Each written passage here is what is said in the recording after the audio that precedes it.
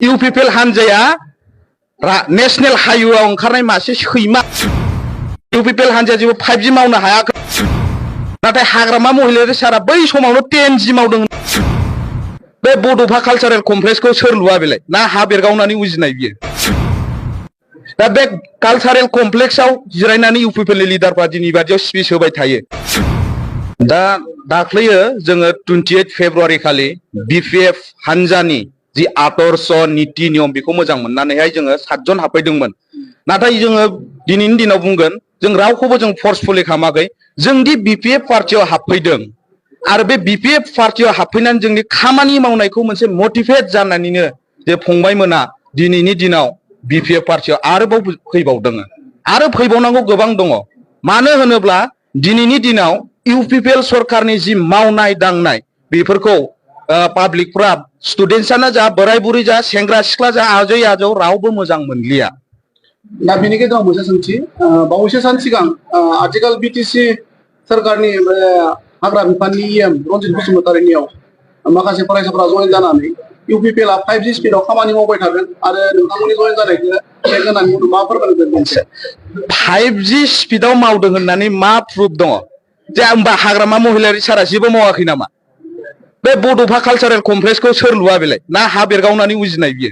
दा बे कालचारेल कमप्लेक्सआव जिरायनानै इउपिपिएलनि लिडारफ्रा दिनै बादियाव स्पिच होबाय थायो होमबा दा 5G स्पिडआव खामानि मावदों होननानै बुगाथुर बुंना लादों नङा होमबा बिसोरो नाथाय हाग्रामा महिलारि सारा बै समावनो 10G मावदों होनबाबो लस गैया मानो होनबा इउनिभार्सिटि सिआइटि गोबां इनस्टिट्युटफोरखौ गायसनदों आरो जाय बुंग्राफोर बिथांमोना बे इउनिभार्सिटि इनस्टिट्युटनि मोनफा मोनफा प्रडाक्ट बिसोरो लाजिनांगौसो बिसोरो इउपिपिएल हानजाया जेबो 5G मावनो हायाखै नाथाय हाग्रामा महिलारिया गोदोनो 10G खौ मावखादों आं बेखौ दिनैनि दिनाव रोखा खालामनानै होबाय दिनैनि समाव नुनो मोनदों खुंथायाव थानाय सरकारा माखासे जौगाथायनि अनथाइ खाम्फा गायसनबाय थानायखौ नुनो मोनदों बे बेलायाव नोंथाङा सासे इयुथ हिसाबै मा फोरमायगोन बिसोरथ' फिथा हानायाव बिराद एक्सपार्टखा हाग्रामा महिलारि सारा डिब्रुगड़ इउनिभार्सिटिखौ लुनानै होबाय खामानिया जोब्बाय सरकाराव फैयासै हाग्रामा सारा फिथाखौ ब्लड हाहैलायबाय आइफवालि दालां हाग्रामा सारनि दिनाव सेंसन जाखानाय फिथाया ब्लड हाहैलायबाय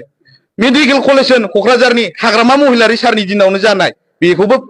नारेंखल बुख्रुबहैलायबाय फिथा हास'लायबाय दिनैनि दिनाव इउपिपिएलखौ आं बुंगोन इउपिपिएल हानजाया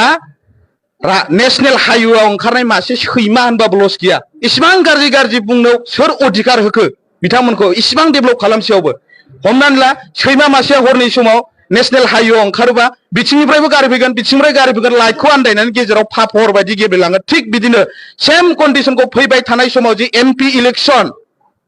क'क्राझार लकसभा आरो दरं उदालगुरियाव रायजो राजाफ्रा इउपिपिएलनो बिनि फिननायखौ होनो थांगासिनो दङ आरो बिथांमोना गावसोरनि गाज्रि मावनायनि जे फिथाइ बेखौ मोननो थांगासिनो दङ फैबाय थानाय समाव एस ए इउथ माबायदि खामानि मावनांगौ सानो बिपिएफनि जानानै जेसेबांखिनि खामानि मावबावनांगौ दङ बिपिएफनि समाव हायाखै रावबो 100% खौ मावजोबनो हाया दिनैनि दिनाव बुंगोन बैफोरखौ मावनायाव जोङो हाग्रामा महिलारि सारनि जे दैदेननाय बिपिएफ बे सरकारखौ जोङो खावलायगोन जेसेबांखिनि इनकमप्लिट जानानै दं बेखौ कमप्लिट खालामनांगौ थाबैनो होननानै थेंक इउ